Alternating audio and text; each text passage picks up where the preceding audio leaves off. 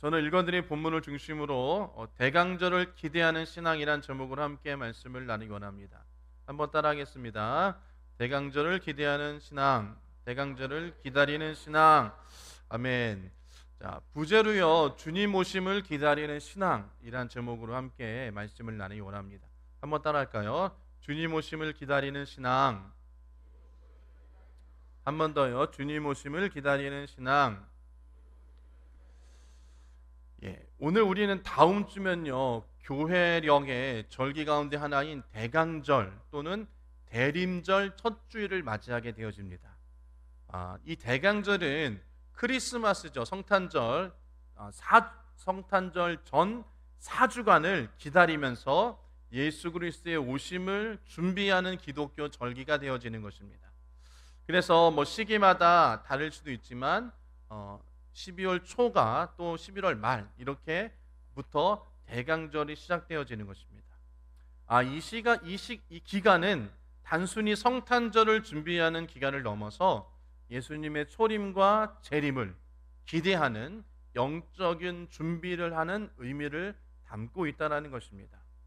우리가 전반기를 부활절을 기다리면서 사순절을 지난 것처럼 후반절에는 성탄절, 예수 그리스도의 오심을 기다리면서 이 대강절을 지내게 되어 있습니다.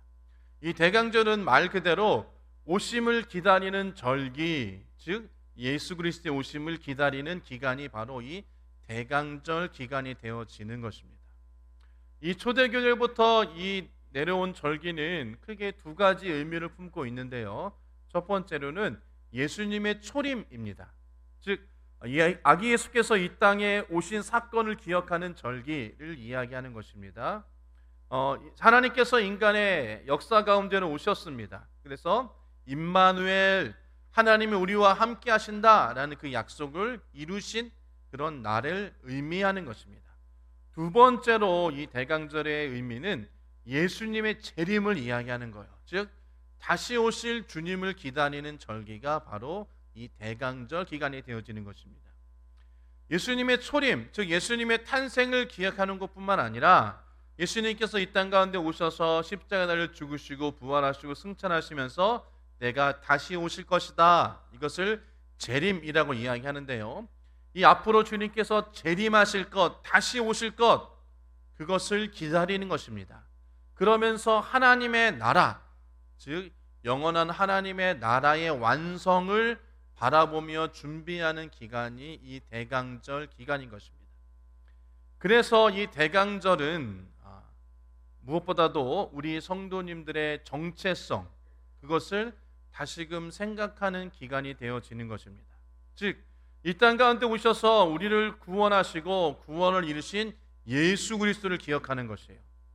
그리고 완전히 이 땅 가운데 이루어지지 않은 하나님의 나라, 즉 하나님의 나라를 바라보는 기간이 바로 이 대강절 기간이 되어지는 것입니다. 자, 오늘 본문은 이사야서 9장 1절과 7절인 대강절의 메시지를 가장 강력하게 전해주는 그런 성경 구절 중에 하나인 것입니다. 어둠 가운데 있는 자들에게 큰 빛이 임하고 고통 가운데 있던 백성에게 큰 기쁨이 임하여지는 것입니다. 그것을 위해서 한 아들이 우리에게 이 땅 가운데 오신 것을 기억하면서 그것을 미리 약속해 주시는 하나님의 약속의 말씀이 되어지는 것입니다. 그래서 본문 이 이사야서 9장 1절에 7절은 대강절의 핵심을 이야기하는 것입니다. 말씀드린 것처럼 이사야는 어둠 속에서 헤매이던 그런 이스라엘 백성들에게 장차 오실 메시아의 영광을 이야기하면서 한 아들이 탄생할 것이다 라는 것을 이야기한다라는 것입니다. 그분은 오늘 본문에 나온 것처럼 평강의 왕, 기묘자, 전능하신 하나님 등으로 우리에게 말씀하시고 구세주이심을 말씀해 주고 계십니다. 그래서 오늘 우리는 이사야서 말씀을 통해서 이 대강절 기간을 내가 어떻게 지내야 하는가를 생각해 보며 또 주님 오심을 기다리는 신앙이 어떠한 신앙인가에 대해서 함께 좀 말씀을 나누고 살펴보고자 합니다. 첫 번째로 1절과 2절 말씀을 보면 어둠 가운데 있는 자들에게 비추는 큰 빛이라고 이야기하는 것입니다. 이사야서 9장은 이사야서 8장의 마지막을 보면 절망과 두려움을 이야기하고 있습니다. 하나님께서 이스라엘을 버리셨습니다. 그리고 그것으로 인해서 환난과 흑암과 고통과 또 심한 흑암 속에 있다라고 이사야서 8장에는 이야기하고 있습니다.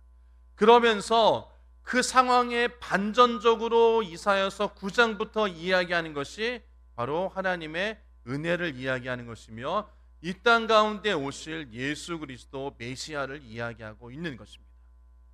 본문 1절 보면은 전에 고통받던 자들에게는 흑암이 없으리로다 라면서 후반절 보면 스불론 땅과 납달리 땅이 영광을 얻는다라고 이야기합니다. 이 스불론 땅과 납달리 땅, 이 지역은 이스라엘 북쪽 끝에 있는 곳입니다. 그러면서 이방의 침략이 가장 먼저 닿는 변두리 지역이 있습니다. 이 납달리 지방은 지역 갈릴리 쪽에 있는데요. 이곳은 사람들의 시선 속에서 늘 소외되고 천대받던 지역이 바로 이 갈릴리 지역이었습니다. 그래서 신약에서 보면 예수님이 이야기할 때 저 갈릴리 지방에서 나사렛 지방에서 무엇이 선한 것이 나겠느냐라고 이야기할 정도로 되게 소외되고 천대받던 지역이었다는 것입니다. 그런데 하나님께서는 놀랍게도 그 낮고 소외되고 천대받던 곳에서 빛이 일어난다라고 말씀하셨다는 것입니다. 실제로 예수님께서 이 땅 가운데 오셔서 그의 삶, 공생애라고 이야기하는 삶은 갈릴리 지역에서 많이 이루어졌습니다. 그곳에서 시작되었고요. 그곳에서 하나님의 나라를 선포하셨고요. 또 그 메시지를 우리에게 전해주고 있다는 것입니다. 그래서 이 메시지는 우리에게 말씀하시는 것은 하나님의 빛은 낮은 곳에서 시작되어지고 세상이 보이지 않고 주목하지 않는 곳에서 시작되어진다라는 그런 의미를 담고 있는 것입니다. 두 번째 2절 보면 큰 빛을 보았다라고 이야기하는데요. 이 표현은 빛이 인간에게 나온 것이 아니라 전적으로 하나님의 은혜라는 것을 말씀해 주고 있는 것입니다. 이 빛은 인간이 찾는 것이 아니라 하나님께서 비추어 주시는 빛을 이야기하는 것입니다. 빛은 스스로 어둠 속에서 어둠 속에서 길을 찾아 헤매는 인간의 노력으로 빛이 비춰지는 것이 아닙니다. 하나님의 역사 가운데 빛이 비추어지는 것을 성경은 말씀하고 있습니다. 우리는 종종 삶의 여러 가지 문제를 해결하려고 합니다. 그것을 해결하려고 내가 가지고 있는 지식을 사용합니다. 돈을 사용합니다. 명예와 권력과 경험을 사용합니다. 다양한 방법을 찾아서 우리의 삶의 문제를 해결하고 합니다. 그러나 여러분, 그런 것들로 우리의 삶의 문제를 온전히 다 해결할 수는 없습니다. 그러나 성경은 이야기하는 것입니다. 참된 빛이 비추어지게 되어지면 그런 모든 삶의 문제들은 해결받을 수 있다라고 말씀하고 계십니다. 그 참된 빛은 바로 예수 그리스도를 이야기하는 것이고요. 그 빛은 바로 우리 스스로가 이루어지는 것이 아니라 하나님께서 비춰주시는 빛을 이야기하는 것입니다. 하나님께서 비춰주시는 그 빛만이 우리의 인생의 방향을 말씀해 주시는 것입니다. 우리의 삶의 어둠을 밝혀주시는 것입니다. 그리고 그러한 모든 것들을 통해서 우리를 선한 길로 인도해 주시는 하나님의 빛을 말씀해 주고 있는 것입니다. 그리고 그 빛은 바로 예수 그리스도와 연결되어지는 것입니다. 그 빛이 비추은 곳에는 여러분, 어둠이 떠나가는 것입니다. 두려움이 떠나가는 것입니다. 새로운 삶이 열리는 것이에요. 예수님께서 이 땅 가운데 오셔서 우리 가운데 빛을 비추어 주었을 때 우리 안에 있는 모든 어두움이 떠나갑니다. 두려움이 떠나갑니다. 삶의 용기와 희망과 소망함이 생겨지는 것을 말씀하고 있습니다. 그 빛이, 예수 그리스도의 빛이 비추어질 때 죄의 어두움이 여러분 물러가는 것입니다.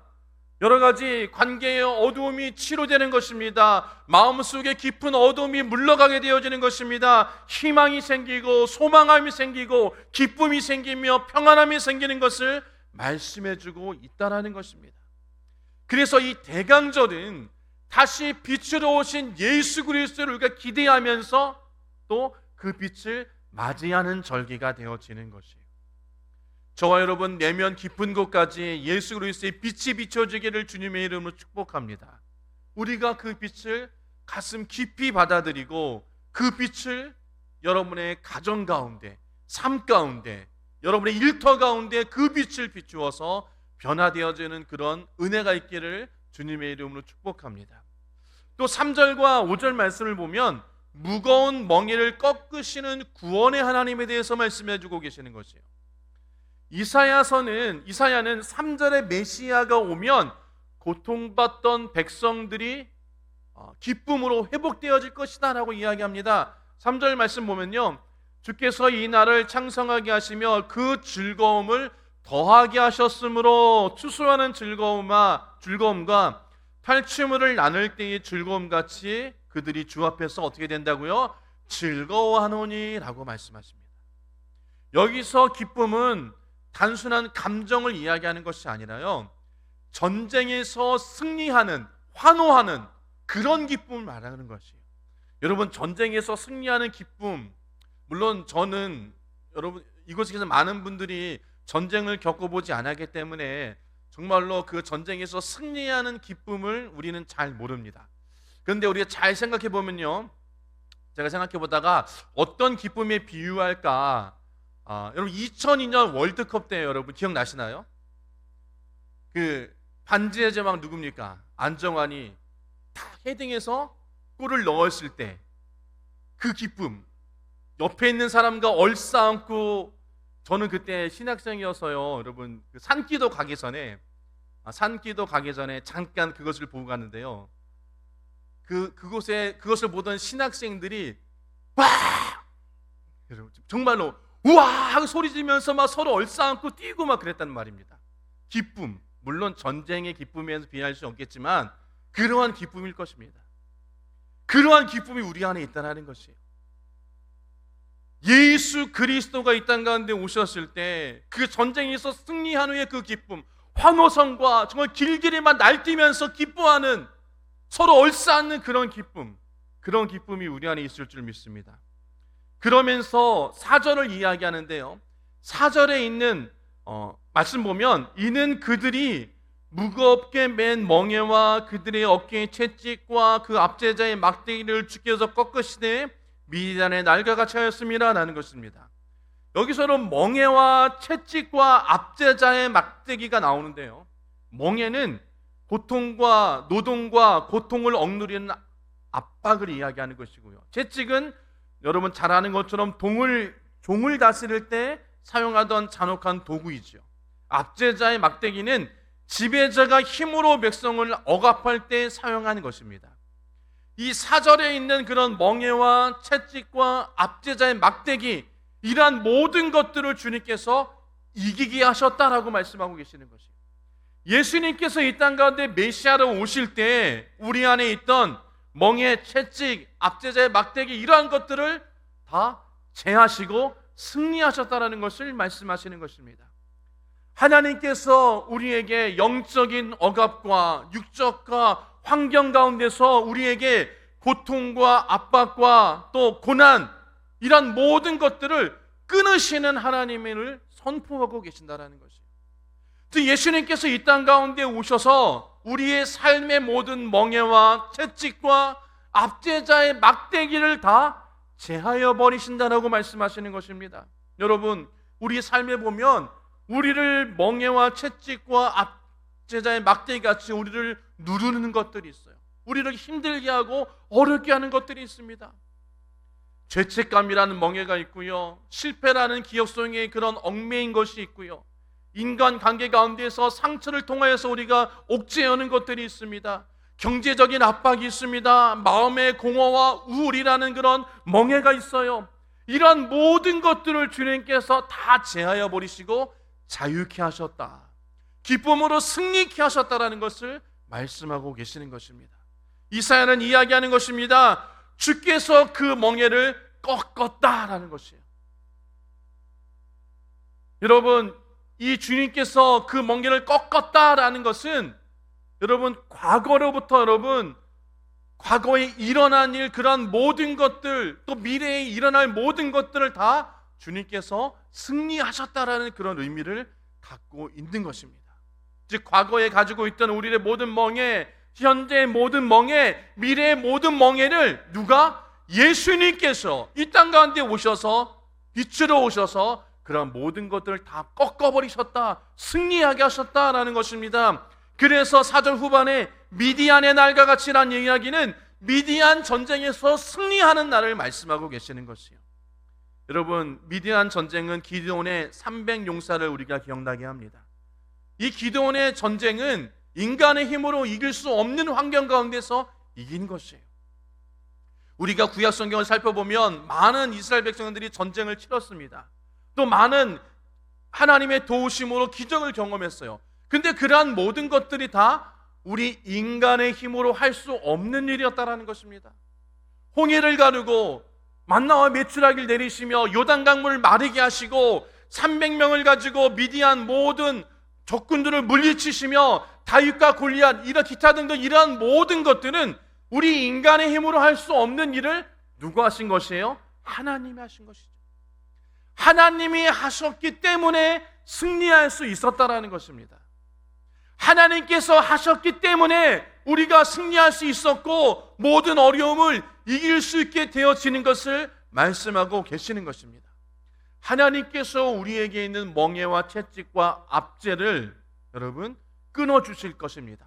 그것은 우리 힘으로 되는 것이 아니라는 것입니다. 우리 능력으로 되는 것이 아니라 그러한 모든 것들이 다 하나님의 은혜로 되어진 것임을 기억하시기를 주의 이름으로 축복합니다. 여러분, 우리는 우리 스스로 힘으로 무언가를 막 할 때 더욱더 안 되는 것을 경험합니다. 그리고 더 깊은 피로와 좌절에 빠지기도 한다는 것입니다. 그러나 여러분, 그러한 모든 것을 주님께 맡길 때, 한번 따라하겠습니다. 주님께 맡길 때, 다시 한번요. 주님께 맡길 때, 주님께 맡길 때 주님의 손이 우리의 모든 멍에를 벗어주는 것입니다. 우리의 압제에 눌려있던 것을 벗겨주시는 것이에요. 그리고 우리의 삶을 회복시켜줄 줄 믿습니다. 그렇기 때문에 이 대강절의 기다림은 하나님께 모든 것을 맡기는 신앙을 기르는 것입니다. 맡기는 신앙을 준비하는 것입니다. 주님이 일하실 것을 바라보는 기간이 되어지는 것이에요. 그런 것들을 훈련하는 그런 기간이 되어진다라는 것입니다. 그렇기 때문에 저 여러분들이 이 대강절을 통하여서 주님 앞에 맡기고 주님을 바라보는 그런 훈련하는 그런 복된 기간 되어지길 축복합니다. 세 번째로 6절 말씀 보면 한 아들을 보내시는 하나님을 말씀하고 계시는 거죠. 결론적인 말씀이지만 그런 모든 것들이 다 하나님께서 누구를 통해서 한 아들을 보내시는 누구? 예수 그리스도를 통해서 모든 것이 이루어진다라고 예언하고 말씀하고 계시는 것입니다. 6절 말씀 보면 한번 같이 6절 말씀 읽겠습니다. 시작. 이는 한 아기가 우리에게 낳고 한 아들을 우리에게 주신 바 되었는데 그의 어깨에는 정사를 메었고 그의 이름은 기묘자라 모사라 전능하신 하나님이라 영존하신 하나님이라 평강의 왕이라 할 것임이라 라는 것입니다. 여러분, 이스라엘은 강력한 왕을 기다렸습니다. 메시아죠. 자기들을 구원하고 자기들을 해방시켜 주실 그런 메시아를 기다리고 있었습니다. 그들은 다윗과 같은 전쟁의 영웅, 승리할 자를 그들은 기다리고 있었어요. 그러나 하나님은 그들에게 있어서 한 아들을 보내주셨습니다. 어떻게 보면 인간이 전혀 상상하지 못하는 방법을 하나님께서는 허락하여 주신 것이죠.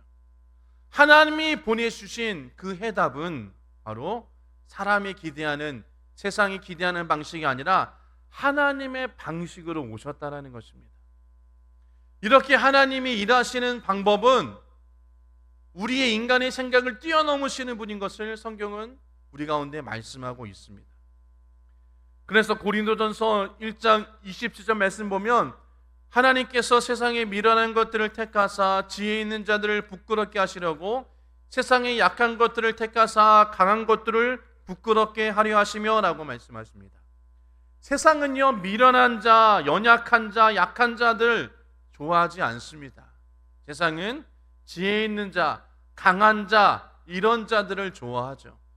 그러나 하나님은 그런 강한 자, 또 지혜 있는 자, 그런 자들보다는 세상의 미련한 자들, 또 약한 자들을 택하여 주셔서 하나님을 더욱더 드러내게 하시고 하나님께 영광을 돌리게 하신다는 것입니다.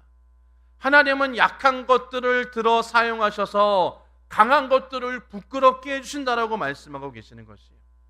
이 아기 예수의 탄생은 하나님의 나라가 힘으로, 능력으로 되어지는 것이 아니라 사랑으로, 섬김으로 이루어진다는 것을 말씀하고 계시는 것입니다. 오늘 또한 7절 말씀 보면, 여러분, 이 6절 말씀 보면 메시아의 이름을 이야기하고 있는데요, 이사야는 오실 메시아를 이야기하면서 오늘 6절에 5가지를 이야기합니다. 5가지의 명칭을 이야기하는데요, 기묘자라는 것입니다. 이 카운셀러라는 그런 의미를 가지고 있는데요, 히브리어로는 펠레입니다. 경이로운 일, 불가사의한 것을 뜻하는 것입니다. 즉 인간의 이성과 지혜와 인간의 감각으로는 도저히 그런 것들을 해결할 수도 없고 받아들일 수 없는데 초월적 성품으로 오신다는 것이에요. 초월적 능력으로 이 땅 가운데 오셔서 하나님의 일을 행하시는 분을 말씀하고 계시는 것입니다. 두 번째로 모사라는 것은 참된 조언자라는 것을 이야기하는 것입니다. 이 모사라는 뜻은 잘 아는 것처럼 지혜로운 자, 계략이 뛰어난 자를 이야기하는 것이죠. 예수님이 모든 상황을 깊이 이해하시고 올바른 길을 제시해 주시는 것을 말씀하고 계시는 것이에요. 이 모든 문제의 해답은 누구다? 예수님이다라고 말씀하고 계시는 것입니다. 우리의 삶이 힘들고 어려울 때, 여러 가지 어려움을 부딪힐 때 하나님께서 여러분 우리 가운데 기묘자 되어주시고 모사 되어줄 줄 믿습니다. 우리가 인간으로 생각하기에는 전혀 상상할 수 없는 경이로운 일로 우리를 축복해 주시고, 또 우리가 또 모사 되어주시고 계략이 뛰어난 자, 그 지혜로운 자가 우리 가운데 역사해 주셔서 우리의 모든 힘들고 어려운 문제를 해결해 주실 줄 믿습니다. 그러한 바로 예수 그리스도를 말씀해 주고 있는 것이에요. 세 번째로 전능하신 하나님입니다. 이 전능하신 하나님은 우리가 굳이 설명드리지 않아도 하나님의 능력을 이야기하는 것입니다. 누가? 예수님께서 하나님의 능력을 가지고 계셨다라고 말씀하고 계시는 것이에요. 불가능을 가능케 하시는 것입니다. 그래서 예수님께서 이 땅 가운데 오셔서 죄와 죽음을 이기신 분이 누구시다? 예수 그리스도다라는 것을 말씀해 주고 있는 것입니다. 또 네 번째로 영존하신 하나님, 영원하신 하나님을 말씀하십니다. 우리와 늘 무엇이라고요? 임마누엘 하신다, 우리와 함께 하신다라는 것이에요. 그리고 그 하나님은 영원 전부터 영원까지 함께 하신다라고 말씀하고 계십니다. 우리와 영원히 함께 하시는 보호자시며 공급자이심을 말씀해 주고 계시는 것이에요. 하나님께서 저와 여러분과 영원히 함께 할 줄 믿습니다. 임마누엘 해 줄 줄 믿습니다. 예수님 임마누엘이라고 성경은 말씀하고 있는 것입니다.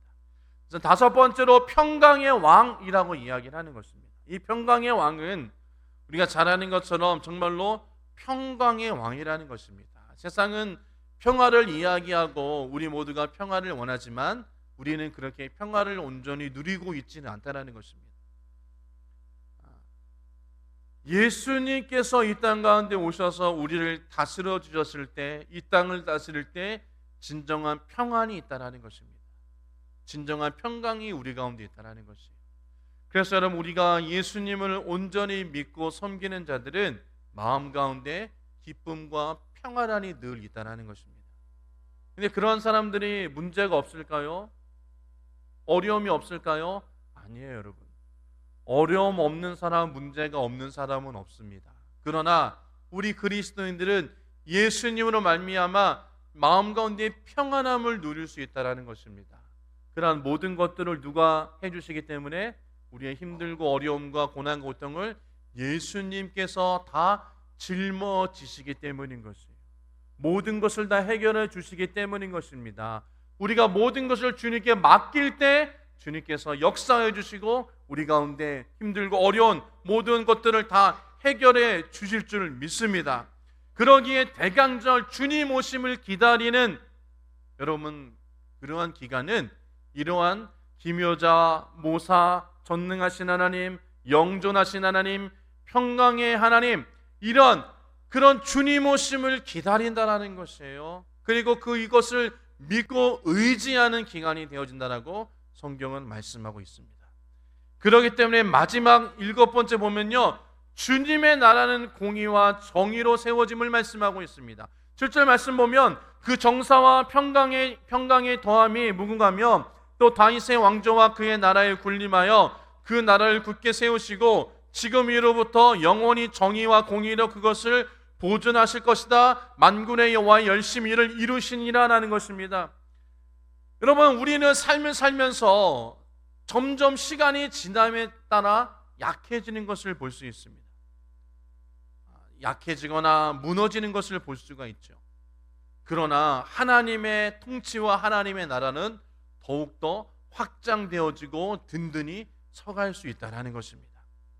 예수님께서 통치하시는 그것은 더욱더 여러분 쇠퇴하지 아니하고 영원히 지속되어지는 것입니다. 더욱더 강건해진다라고 성경은 말씀하고 있습니다. 그러기에 예수님을 붙잡고 나아가는 자는 흔들림이 없는 것입니다. 예수를 의지하는 나라는 흔들림이 없는 것이에요. 그렇기 때문에 저와 여러분들이 흔들림 없는 그런 인생 되어지기를 주의 이름으로 축복합니다. 우리가 주님을 바라보며 나아갈 때, 이 나라의 민족이 예수를 더욱더 바라보며 의지하며 나아갈 때 정치적인 갈등과 사회적인 혼란과 경제적인 어려움, 불안함, 이러한 모든 것들을 주님께서 해결해 주실 줄 믿습니다. 그리고 개인에게도 하나님께서 힘들고 어려운 가운데서도 흔들리지 않는 믿음을 주시고 그것을 통하여서 하나님의 나라가 세워지며 우리의 믿음과 신앙이 더욱더 강성해지는 그런 은혜를 우리가 경험할 줄 믿습니다. 그러면서 성경은 이야기하는 것입니다. 하나님의 공의와 정의를 이야기하고 있어요. 여러분, 성경에서 공의와 정의를 우리가 많이 이야기하는데요, 이것은 구분되어지기보다는 서로 연결되어지는 개념입니다. 그래서 히브리어 성경에는 이 두 단어를 주로 많이 표현하는데요, 정의, 이것은 체다카 이렇게 이야기합니다. 즉 의로움과 올바름과 관계적인 의로움을 이야기하면서 하나님의 관계 안에서 바로 선 상태와 삶을 이야기하는 것이에요. 공의는 미시파트라고 이야기하는 것인데요, 공정한 판결, 공정한 질서 수립, 즉 하나님이 옳고 그름을 선포하고 바로잡으시는 행동을 말씀하고 있습니다. 이 공의와 정의, 여러분, 하나님의 나라는 공의와 정의가 세워지는 것입니다. 하나님 안에서 올바른 상태가 되어지고 환경이 되어지며 하나님께서 그 옳고 그름을 선포하시고 그 바름을 기억하게 하시는 것이에요. 그렇기 때문에 하나님의 공의와 정의가 저와 여러분의 삶 가운데 있기를 주의 이름으로 축복합니다. 하나님 안에서 바른 믿음과 신앙관을 가지고 또 하나님의 옳고 그름이 무엇인가를 잘 판단하여서 하나님의 옳음을 따라가는 자들, 하나님의 선함을 따라가는 자들, 하나님의 인도하심과 하나님의 이끄심을 따라가는 자들, 즉 말씀대로 살아가는 자를 이야기하고 있는 거예요. 저와 여러분들은 하나님의 공의와 정의가 충만하시기를 주의 이름으로 축복합니다. 아멘. 우리 삶 가운데 하나님의 공의와 정의가 충만해야 돼요. 하나님과의 그런 관계 가운데서도 우리가 흔들림 없는 믿음을 이야기하는 것이죠. 하나님은 선하신 분이야. 하나님은 사랑이 많으시는 분이야. 하나님은 우리를 이끄시는 분이야. 모든 문제를 해결해 주시는 분이야. 빛으로 오신 분이야 라는 그런 하나님에 대한 믿음을 이야기하고, 또한 내가 하나님의 뜻과 섭리 가운데 나아가는 삶, 정의, 공의의 삶을 이야기한다는 것이, 하나님이 원하시는 것이 무엇인가, 하나님이 기뻐하는 것이 무엇인가, 하나님의 뜻이 무엇인가를 우리가 깨닫고 하나님이 기뻐하시는 저름 되어지길 주의 이름으로 축원합니다. 그래서 우리 삶 가운데 하나님의 공의와 정의가 충만한 그런 인생 되어지기를 주의 이름으로 축복합니다. 자, 말씀을 좀 정리하도록 하겠습니다. 여러분, 우리는요, 이 대강절을 맞이하여서 성탄절을 기다리면서 주님 오심을 우리는 기대하는 사람들이 되어야 되는 것입니다. 이사야서 9장 말씀을 통해서 대강절이 무엇인가, 또 주님이 오심을 이 무엇인가를 기다리는 신앙이 되어지는 것이에요. 오늘 말씀처럼 어둠 속에 비추는 큰 빛을 바라보는 신앙, 무거운 멍에를 꺾으시며 주님을 신뢰하는 신앙, 한 악에 오신 메시아의 은혜를 받아들이는 신앙, 정의와 평강의 하나님의 나라를 준비하는 그런 신앙, 이것이 바로 여러분 대강절의 신앙인 것입니다. 그러려면 우리는 말씀을 기다리고 말씀을 붙드는 신앙으로 살아가야 될 줄 믿습니다. 여러분, 우리 대강절 동안 더욱더 하나님의 말씀을 묵상하시기를 바랍니다. 하나님의 말씀을 더욱더 깊이 읽고 하나님의 그런 말씀으로 우리 영혼이 충만되어지기를 주님의 이름으로 축복합니다. 또 기도로 깨어있는 신앙인 것이에요. 예수님은 말씀하셨습니다. 깨어있으라고 말씀하세요. 여러분, 기도는 영적인 호흡인 것입니다. 이런 기도함으로 우리가 깨어있어야 되는 것이에요. 주님의 뜻을 구하고 우리의 죄를 고백하며 모든 어려움을 주님께 맡기는 이러한 모든 것들이 무엇입니까? 바로 기도하는 삶으로 연결되어지는 것입니다. 세 번째로는 우리가 삶으로 그러한 것들을 나타내야 된다는 거죠. 사랑의 행동으로 주님을 기다리는 삶이 되어야 될 줄 믿습니다. 참된 기다림은 바로 사랑의 실천으로 나오게 되었다는 것입니다. 약한 자를 돌보고 외로운 자를 위로하며 어려움에 처한 이웃을 돕고 공동체를 세우는 것, 여러분, 그것이 바로 우리가 주님을 기다리며 주님이 기뻐하시는 삶이 되어진다는 것입니다. 그렇기 때문에 저와 여러분들이 하나님의 말씀을 가지고 기도하며 그 말씀에 순종하고 말씀을 실천하는 그런 삶을 살아가길 주의 이름으로 축복합니다. 여러분, 그것이 대강절을 기다리는 자의 모습인 것입니다. 다시금 이 땅 가운데 오신 예수 그리스도를 바라보는 삶의 모습이라는 것을 오늘 본문은 말씀하고 있습니다. 오늘 주님은 우리에게 말씀하십니다. 내가 속히 오리라 라고 말씀하세요. 이 대강절을 지내는 동안 우리 마음속에 오실 예수 그리스도를 기억하고 다시금 기대하며 빛으로 오실 예수님을 우리가 맞이하는 그런 준비된 저와 여러분 되어지길 주의 이름으로 축복합니다. 그래서 더욱더 우리가 말씀을 붙잡고 기도로 붙잡고 또 주님이 기뻐하시는 삶을 살아가는 저와 여러분 되어지기를 주의 이름으로 축원합니다.